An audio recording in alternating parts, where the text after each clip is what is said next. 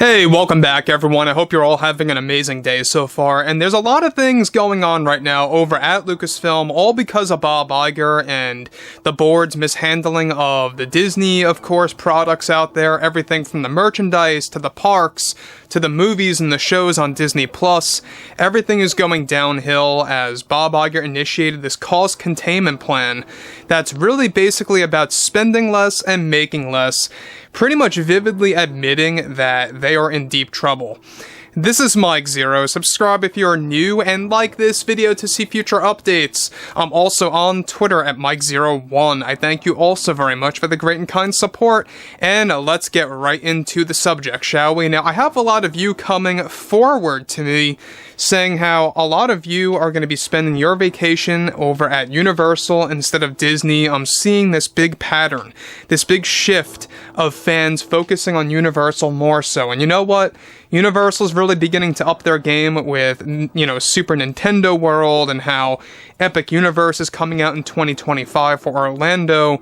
So they really are trying to battle against Disney with the theme parks and even, of course, the cinema with everything about the movies coming out. But moving onwards here, focusing on the real issue at hand, and that has a lot to do with Lucasfilm and their emergency plan / emergency meeting that recently took place, and how a lot of this has to do with a lot of the upcoming Star Wars projects, what's in store for D23, and a whole lot more on top of this that really is spelling doom for Star Wars, unfortunately, and the writer's strike and everything happening with SAG is not making things any easier, let's be honest about this.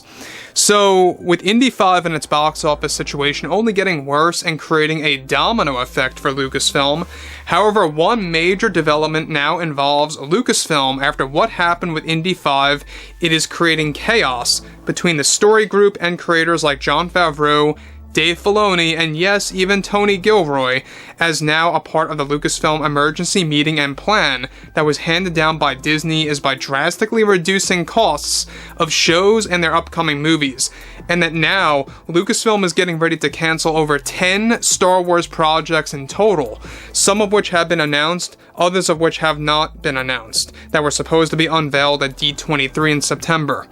Now, a part of this emergency plan and meeting at Lucasfilm also involved Kathleen Kennedy and the story group, who is now completely dialing back on the Mandoverse era to gain fan interest levels by exploring different eras and starting from scratch. Both John and Dave are reportedly going to handle that creatively. However, Lucasfilm has lost hundreds of millions of dollars, and they are projected to also lose tons of subscribers for Disney Plus by the Disney higher-ups, with the up-and-coming Skeleton Crew series slated for release by this holiday season, as well as the Acolyte for 2024. Now guys, let me pause here quick. You guys may have been asking me this constantly, is the Acolyte still a go for next year? And the answer is yes. And that really also, by the way, is going to be heavily reliant on everything ranging from the writer's strike to everything happening with SAG and more. Now, we know that the Acolyte is gearing up for reshoots by this November. If it begins in November, like I say, because of everything that's going on here, that also will play a very big factor in whether or not they meet that April of 2024 window. If they don't, they're going to have to keep shifting it by a month every, of course, now and then. And the same exact thing has been happening with this quote-unquote Rey movie. It was supposed to come out in December of 2025. Now it's coming out in May of 2026, along with another Star Wars film in December of that year. So you're getting 2 Star Wars movies in one whole year, which I believe that's going to eventually fall apart anyway because of the writer's strike and SAG, etc. It's not looking good.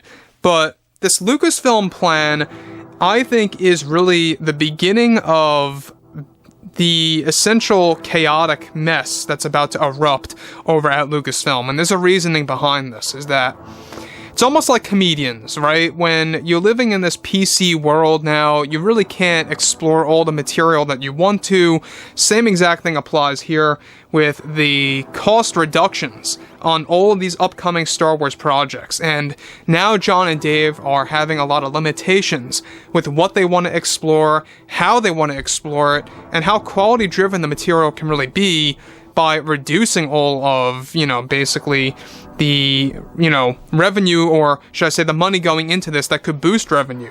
They're really being limited right now with what they can do because of Bob Iger's cost containment plan and how the recent Lucasfilm emergency plan has a lot to do with the cancellation of several projects. And the Lando series is potentially going to get canceled, strictly because, quite frankly, there's no interest in this show at all, and nobody asked for that either. Moving onwards here, the test screenings for that show, for Skeleton Crew specifically, were said to be so bad that they are holding off on any release date and trailer until at least they figure things out on how to contain potentially another backlash from fans just before the new year. Now, with all the strikes going on, also it's not helping with that, of course, and how they discussed delaying the entire series until 2024 for the Acolyte. Now, the board also is split on Kennedy's position at Lucasfilm and shareholders, and how they are said to be getting very unhappy with how the board and Iger are handling the company. So interestingly enough, they are attempting to delay Skeleton Crew till 2024 to join the Acolyte. And I wouldn't be too surprised if that ends up being the case, and how that is a discussion right now is also not a surprise. We know that Lucasfilm is in a very tight spot because of what happened with Indiana Jones and what happened with Solo: A Star Wars Story and a whole lot more. Now further, all Star Wars projects moving onwards are now said to actually have a stricter budget when the films and shows are being made and how they will be cheaply made. Lucasfilm is trying to find strategies on a way to hide that on screen with the cost reductions initiated by Bob Iger. Now again, about Bob Iger, this man, I believe, has no idea what he, of course, is talking about. We know that everything related to the cost containment plan and everything related to the overall structure of the Disney parks falling downwards, we know that the merchandise is also down. Disney is really going backwards, and they truly are. And it's quite ironic, I talked about this in the last post, that everything began with Snow White, and it could potentially end with Snow White. Very possible. Snow White could very well be, the coup de grace of Disney. It could very well absolutely be the final blow to the company if it really is going to be that bad. I mean, if it really is that big of a flop, they're really going to have to take a very big hiatus on these major films, even with Marvel, even with Star Wars, and more. So it's going to be an interesting, turn of events to see what happens between now and then, and how they actually market the Snow White movie. Because we already know that Bob Iger has an emergency plan for that too, to dial back on the marketing to lower the amount of backlash. And that's not the answer, guys. I mean, you're only creating a bigger problem. You're already admitting that it's a failure by doing that. So there's that. So guys, drop a comment below, fill me in below in the comments what you all have to say about this, and if you guys did enjoy the content for today, make sure to drop a thumbs up on this video to support the channel, and I will catch you guys next time.